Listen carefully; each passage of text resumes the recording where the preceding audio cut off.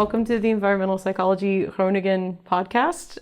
The idea of this show is to get a chance to hear directly from the researchers in this department about the work that they're doing and why it's particularly relevant in the face of climate change. And today we have a special guest. Everyone's special, but you are our special guest today, Professor Linda Steg. Thank you for joining us here in the office/studio. Thank you for inviting me. Yes, I know, it was a long way to come. I won't make that joke every time, but... For me, it was especially a long way. I know. So what we ask each guest to do is to bring a plant with them that has some sort of significance. So our excellent intern Lee will bring the plant over. Yeah, my bonsai. Yes, so what is the story of this plant? I got it from one of my PhDs after the graduation, so I treasure it. Nice. I don't cut it like you're supposed to do with a bonsai tree, so it can blossom as it wants. Nice. I mean, it looks like it's doing well. Yes. Nice. Yeah. Well, I'll leave that here for us as just being surrounded by greenery is makes everybody happy. Yes. There's evidence for that. Yes, we've seen research of that.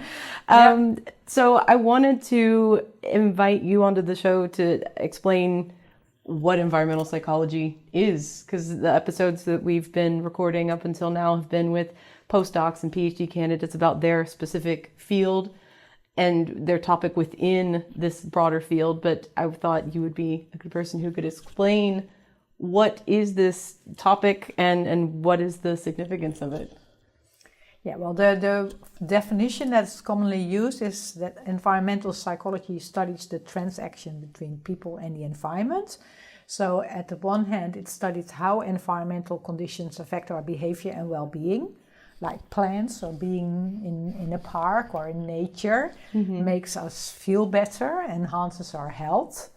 But there's also all kinds of environmental conditions that can threaten our well-being, like many people are anxious about climate change, for example. Mm-hmm. On the other hand, we study how people affect the quality of the environment, and more specifically, what motivates people to act more pro-environmentally, and what policies could you implement or which changes could you implement to increase the likelihood that people act more pro-environmentally.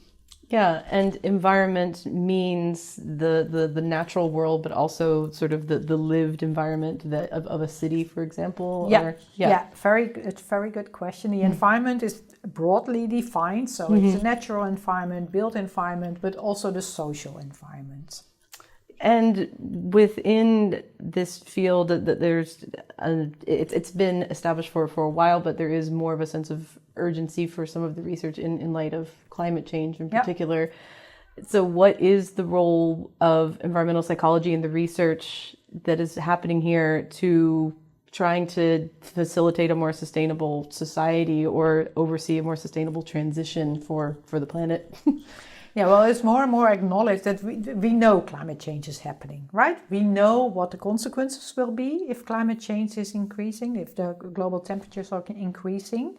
So, of course, we can even know better, but these are well-established facts. The only thing that we have little knowledge about is how can we make the transition so that climate change is limited to 1.5 degrees or below 2 degrees as agreed in the Paris Agreement. Mm-hmm. So what can we do to move society towards a more climate-friendly world, climate resilient and with less emissions world? And that is what environmental psychology is studying. We look into what people are willing to do and motivates people to do to help limit climate change.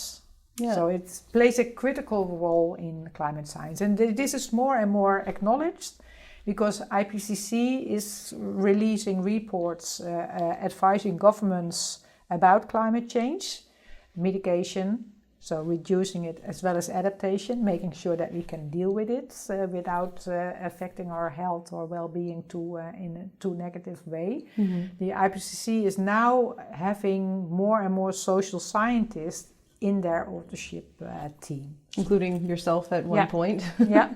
Yeah. What was that experience like, actually being a part of that team at that point in time? Yeah, it was very intriguing and motivating as well, because I started looking at issues in different ways. New questions were arising because I was discussing with such a big team of authors from all over the world, from all different disciplines. So it was very inspiring, also mind-blowing every now and then, especially when you see the review comments that you get on the text, but also inspiring. So one of the things that we started doing after my involvement in a 1.5 degree report was that we started studying adaptation much more. So before that time, we were mostly looking into how to motivate people to help limit climate change. But yeah, I became more and more aware that climate change is already happening. We're facing the negative consequences already now. Right. So we should also study what motivates people to adapt, to protect themselves against climate change risks. Yeah. Because this is not only something that governments can do, right? Governments can make the increase the dikes or whatever, but we ourselves need to act as well. For example, if there is a heat wave, we should make sure that we don't exercise too much, that we drink enough. So there's many things that we as people can do ourselves. Yeah. And do you find that gives people a sense of empowerment, or do people say that sometimes that lets bigger systems off the hook, that it's putting too much emphasis on individuals? Or how does that balance with the different levels that can make a change? Yeah, that's a very good question, because oftentimes you get the idea that people need to change their behavior and it's their sole responsibility. But that's of course not the case, because the actions that we can take or the attractiveness of different options that we face depends on the choices that others make. So we can only recycle if there's a recycle facilities available. If you live in a typical US city, which is built with highways throughout the city, where it's very unsafe to cycle, it's far more difficult to transport yourself in a sustainable way than if you live in a city like Groningen, which is very bicycle friendly. So the systems in which we function determine very much what actions we can take. Yeah. And the systems that exist, that's one way that people can be sort of motivated and empowered to act. But are there other factors that can help explain what motivates people who may have the intention or the desire to behave more sustainably, but may not yet be acting on it? Yeah, so besides of the systems, by the way, the one thing that I wanted to add on to that is that doesn't mean that we can sit back and say, well, the systems need to change first, and then the world will be safe, because we determine partly how these systems look like. If we vote for green parties, if we urge others to change their behavior or inform others what they can do to protect the environment, set the right example, that can also help systems change. So that's also pro-environmental behavior. Those are also examples. It's not just recycling, but it's also voting and getting involved in other ways. Yeah. So, but besides these systems, the more physical systems, the tangible systems, there's also social systems, of course, and we tend to underestimate how much others care about the environment, how much others support policies, what others are doing. So it's also important to share with others what you think and where you care about and what you do, to give others more confidence that they're not the only person doing something. Yeah, so are there insights about why people do have that impression?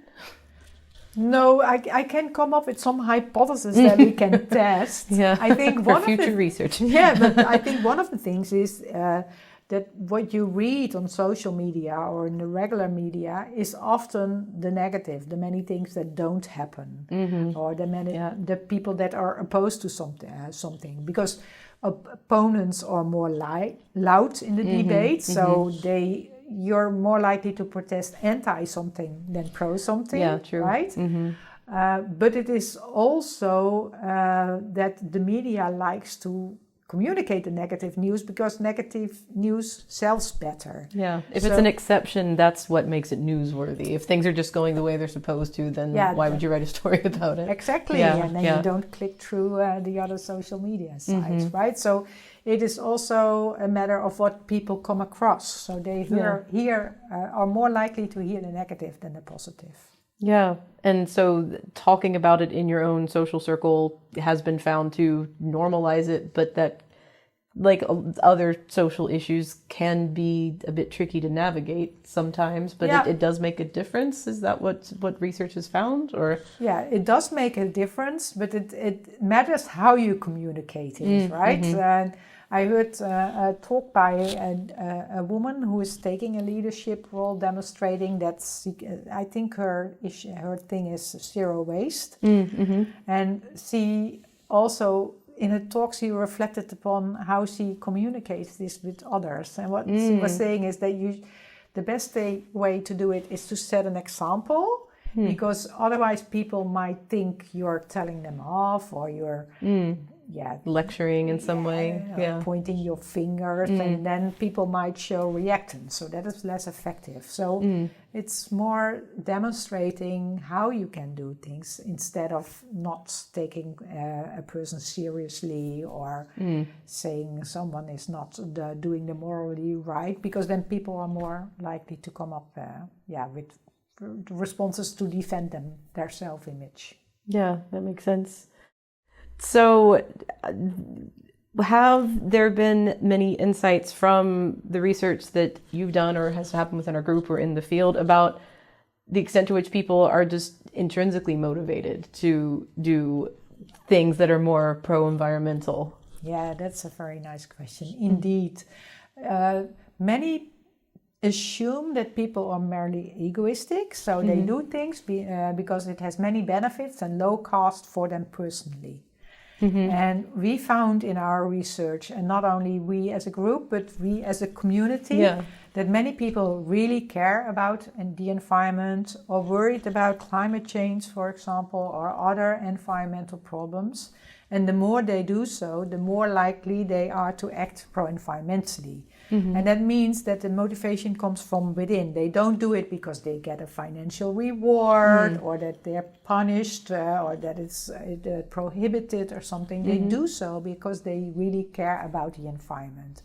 And we call it also intrinsic motivation, because you're not only doing it because it's pleasurable, but also because you think it's meaningful, that you want to contribute to the greater goods. Yeah. And this intrinsic motivation is a very solid source for pro-environmental actions. Yeah, and is there a certain effect of the social environment that you're in also reinforcing your motivation or changing your mind to become more motivated as well? I mean, it's normalizing it. That sounds fairly straightforward, but what is the role of the social group that you're in sort of making you feel more comfortable about pursuing your environmental intentions?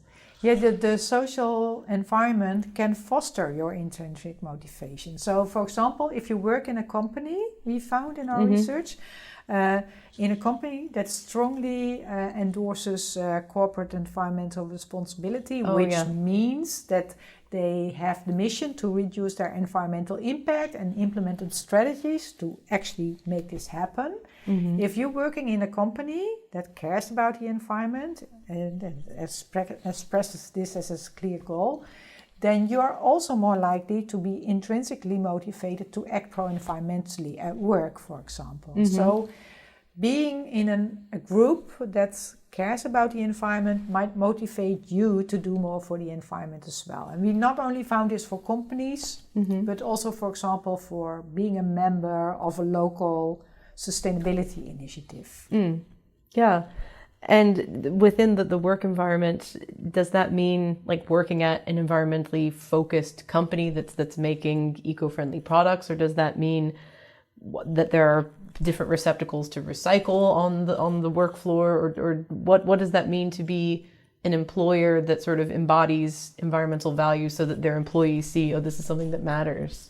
Yeah, so the important thing is that the company clearly communicates, we care about the environment, but we also implemented strategies and and policies to reduce our environmental impact. And that can motivate employees to recycle, for example, or not commute by car, but take the bicycle to work, but also to make more green investment decisions rather than only considering the profits that you make. So it can motivate them in different way, not only the daily practices or the things that you will do in the office, but also your more in-role behaviors. Those are the behaviors that are connected to the specific task that you're supposed to do. Yeah, and so where you're putting the value as well, because profit is indeed a big driver for a lot of companies. Understandably, it's necessary in order to continue existing, but how can having such a strongly focused sort of profit incentive, can that coexist with a more sustainable approach? Is it possible to continue focusing on consumption and profit, but still find a way to do that in an ethical, sustainable way? Yeah, that is a very important question. What we found in our research is that when a company indicates that they want to reduce their environmental impact, but only when it doesn't harm the profit, it still has beneficial effects on the pro-environmental actions of employees. And it makes sense in a way, right? Because if a company would no longer care about its profits, it will no longer be in place. So then their mission doesn't help anything, right? Because then if they go bankrupt, they can't accomplish anything. So, but the important thing as well, that they truly should care about the environment, and that it's not a matter of greenwashing, so pretending to be green but not doing anything. Yeah, and is there much research within the field of environmental psychology about the role of greenwashing? Because the underlying assumption is that if a company puts a label on a product that makes it seem like, oh, this was created in an ethical way, or it's as minimal harm on the environment as possible, that people will buy into that, literally. That is, do more and more people have sort of skepticism about that, and does that undermine the credibility of a label like that, like people's belief in the credibility of companies that are making these claims? Yeah, so trust in the true motivations of a company is really important. But until now, most environmental psychology studies have focused on individuals in the role of consumers, not so much in the role of employees, for example. Well, this is one of the critical roles that we can fulfill. And luckily, more and more research is starting on this topic, but it is not as solid is maybe not the right word, but not as comprehensive as all the research on consumer behavior. But you see that more and more people are studying it. So sort of a growing field, I guess. And that, I guess, would also naturally be a more interdisciplinary approach as well. Can you speak a bit about that, about what are the different faculties or disciplines that are necessarily a part of environmental psychology as well, or where there's overlap? Yeah, by definition, environmental psychology is almost interdisciplinary.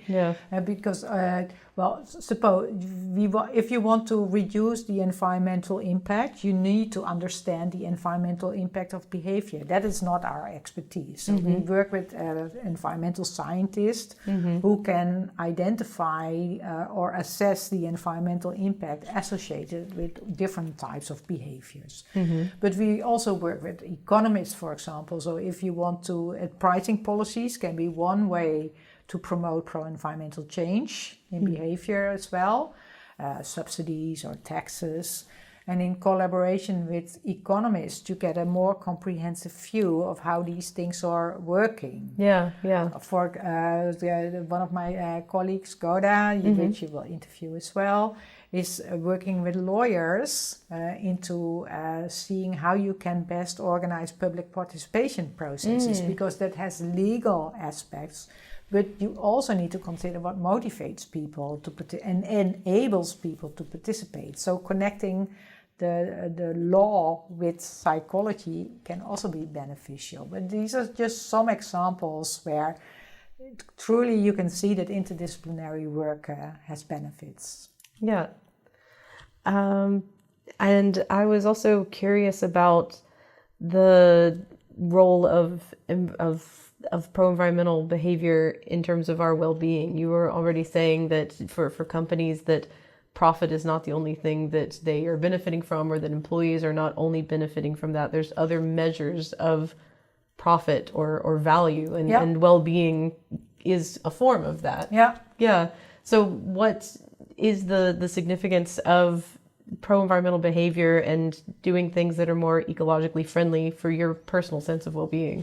Yeah, that's a very good question. Oftentimes, when I ask these questions in audiences, when I present something, they assume like doing something good for the environment is not pleasurable, so it will reduce your well-being. You have to put in more effort or pay more. So doesn't make you happy. Which is true in some cases where systems are not enabling it. So that's understandable if that's the reaction, I guess, for some people. Yes, it can definitely be the case. But what we see in the evidence and in the meta-analysis that we conducted, for example, where you summarize all the studies being conducted until now, that there's mostly a positive relationship between pro-environmental action and well-being. And that is because... And it has to do with intrinsic motivation, which we discussed earlier. You not only engage in behavior because it's pleasurable, but also because it's meaningful. And Aristotle has already coined this as eudaimonia. So we engage in behavior, we are motivated to engage in a behavior when it's meaningful. And doing so is rewarding, it makes us feel good. And that means that there's a positive relationship between pro-environmental actions and well-being, because we feel good about it when we do something good that benefits other people or the environment. And that means that it might enhance our well-being. And what are the values that kind of appeals to? Because a sense of meaning and a sense of wanting to contribute in a positive way, those are values that are probably more universally held than people think, as we discussed, but those aren't the only values that motivate people's behavior. So what are some of the values that are especially salient for this field and the research that is done in this department? So what we have found that 4 types of values are most relevant for understanding pro-environmental actions. And 2 of them make people focus on their self-interest. That's hedonic values. We want to have pleasure, reduce effort. And egoistic values, and that means that we want to enhance our resources, save money, enhance our status, for example. And in many cases, people who strongly endorse egoistic values and hedonic values are less motivated to act pro-environmentally, because oftentimes this is more expensive or not as pleasurable. And if you want to insulate your home or buy an electric vehicle, you need to have financial resources. Cycling on a sunny day is nice, but in a rainy day, less so. True. Right? Very so relatable often, for the Dutch audience. So it's very often they conflict. Not always, because if you turn down the thermostat, you will save money as well. And cycling on a sunny day is nice. But people also care about things beyond their own self-interest. They care about other people, so they endorse altruistic values, and they care about nature and the environment. They endorse biospheric values. And the more you do so the more strongly you endorse altruistic and biospheric values, the more likely you are to act pro-environmentally. And research has shown over and again in many different countries that people across the world quite strongly endorse these biospheric values as well. So they do care about nature and the environment.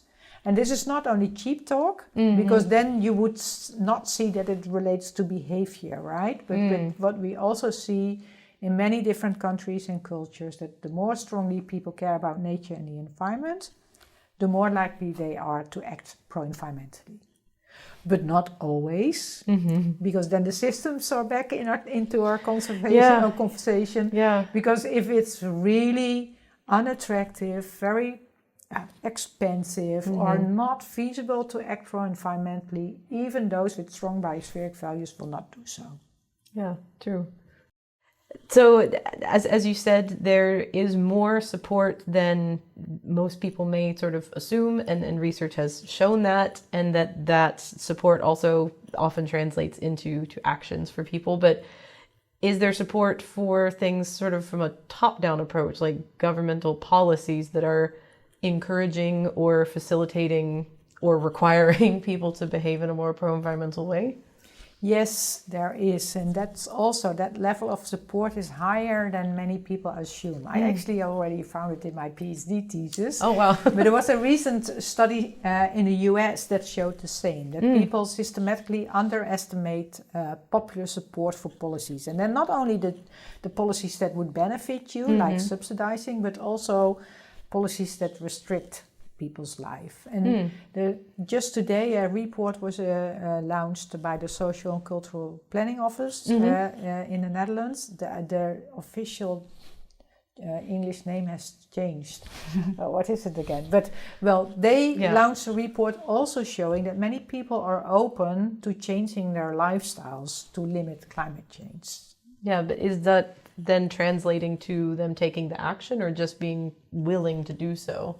Yeah, well, it is translating into action, but not always, because it's not always feasible for people to do. If you have a low income or you have a rental home, you won't insulate your home. It's too expensive, or you're not even allowed to do this yourself, right? Yeah. So there's many things that inhibit behavior, and sometimes people might not know what behavior would benefit the environment.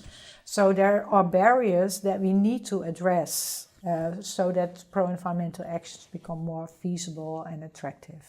And is that something that politicians are aware of, or that policymakers are aware of? Because it feels, from my perspective as an American, a lot of times that politicians are just interested in the next election cycle a lot of times, and not the long-term impact of what the policy they're going to make, as they can't see further than their own nose of how they may get voted out of office because they're concerned people may not support those policies.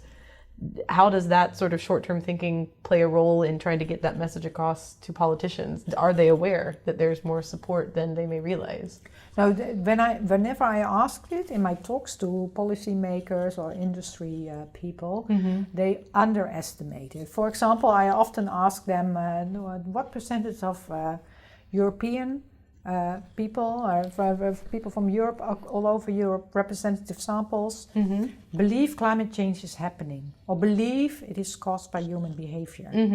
And what percentage is denying that this is the case? And then I get numbers like 60% sometimes, 70%. While the actual percentage of a big European survey showed it was only 2% that firmly denies it. Wow. So they systematically overestimate the public resistance. And so it's important to communicate these findings better so that they are aware that the things that they read in the media or what comes across in the social media does not reflect the general public opinion. So the evidence base is really critical. And does that also translate into voting behavior in a lot of cases? I mean, somebody who's very ideologically green in certain countries has a party that they can vote for, but are there many insights about how big of an issue climate is for people in deciding who they're voting for, what their expectations are when they do vote, and how much faith they even have in the government? But also voting behavior is not one of the core things that have been studied in environmental psychology. The political sciences, there's more evidence for this. But the issue, of course, with voting is that you never ever will only vote for a party because it is green. There are many things that you are concerned about as a citizen, and that determine how you will vote. And there's also a lot of media attention influencing how people vote. Well, we read everything about the chatbots that are coming up with misinformation that might affect our vote.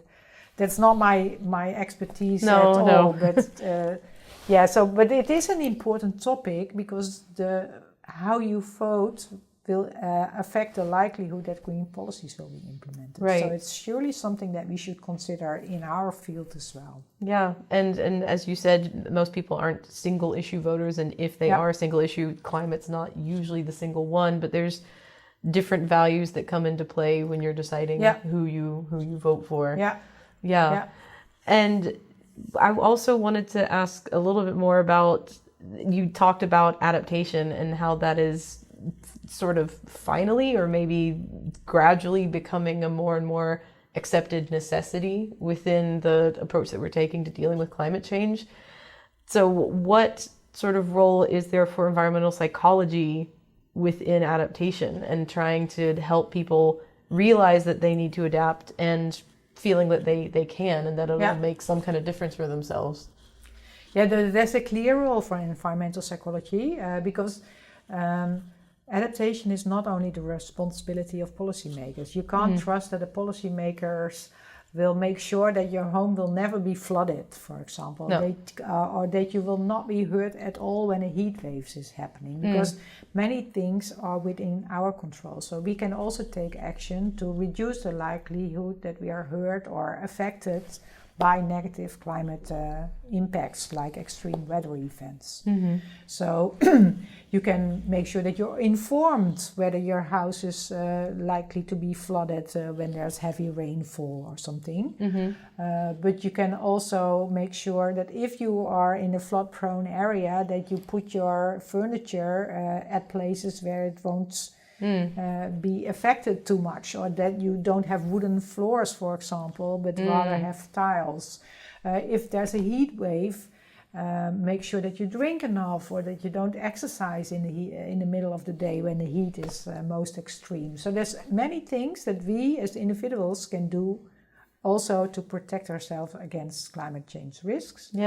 And environmental psychologists can help make people aware of the fact that they can take action, and also make them aware of the risks that they're prone to. And environmental psychologists can study how you best can communicate this to make sure that people feel empowered to act and not be paralyzed by a major threat.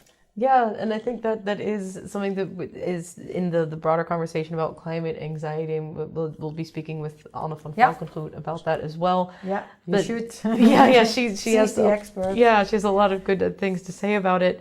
But that sense of sort of paralysis that also can come in some cases from, again, the issue we talked about before, the sense of you as an individual feeling that no matter what you do personally, that it's not going to make a big difference. But what is the psychological basis for that, and also even the economic basis, the climate basis? Is that true? Like, to what extent is that true or not? I can say two things about it. First, we know about literature on threat appeals. That's mostly done in the health domain, but relevant for the environmental domain as well. That if you only make people aware of a threat, and you put it like a really extreme thing, then and you don't tell what people can do to reduce the threat, or to reduce the likelihood that they are affected by it, then people can bury their head and think, so there's nothing I can do. So make sure that you're not only highlighting the threat, but also indicate what people can do to cope with it. The second thing I can tell you about this is that what we find in research, we as a community again, is that the more people are aware of a threat, the more likely they are to think that they can do something to reduce the threat. So there's a positive relationship between problem awareness and whether you think you can take action to reduce the risks. And that motivates in turn you to act. So there is not so much evidence showing that the more you are aware of a threat, the less likely you think you can do something about it. I mean, that's also kind of intuitive but interesting to say that if you are aware that something is a problem, then you can do something about it. But if you aren't aware that it's a problem, you just keep behaving like everything's normal?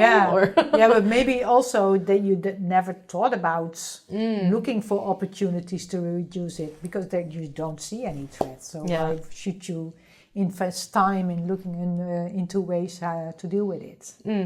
So it didn't occur to you before, but then when you sort of have the right framework to recognize the reality of what it is, then that also empowers you to do something to potentially change it. Then you're looking for opportunities or talking with other people for what you can do. So we've gone through the official questions I have on paper, but a very easy question here to summarize. If there was one core sort of takeaway from the field of environmental psychology that you really want people to know moving forward, what would that be? I think human actions matter, So the things we do can help to mitigate environmental problems. And many people are motivated to act or concerned about environmental problems and are already taking actions, and we need to make sure that people are empowered to do all the things they would like to do. That sounds very nice. Thank you so much for your time and your insights and your passion about the subject too. It's just really nice to get a chance to sit down and hear from you about what you do and what we do here. So thank you for your time. Thank you. Thanks. For the interview. Yep. Yeah, yay, the end.